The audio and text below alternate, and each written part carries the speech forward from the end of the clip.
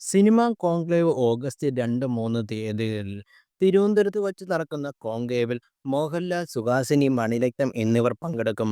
കോൺക്ലേവിൽ നിന്ന് ലഭിക്കുന്ന നിർദ്ദേശങ്ങളുടെയും മറ്റും അടിസ്ഥാനത്തിൽ 6 മാസത്തിനകം സിനിമാ നയം പ്രഖ്യാപിക്കുകയും ചെയ്യും.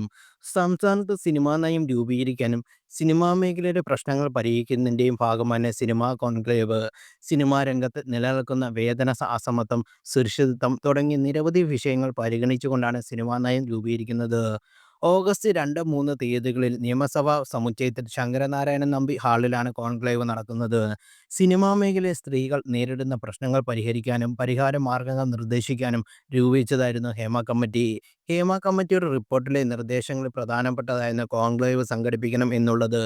അതേസമയം മലയാള സിനിമയുടെ സമഗ്ര വികസനം ലക്ഷ്യമിട്ട് സംവിധായകനായ അടൂർ ഗോപാലകൃഷ്ണൻ സർക്കാരിന് സമർപ്പിച്ച റിപ്പോർട്ടും കോൺക്ലേവിൽ ചർച്ച ചെയ്യുമെന്ന് മന്ത്രി സജി ചെറിയാൻ അറിയിച്ചിട്ടുണ്ട്.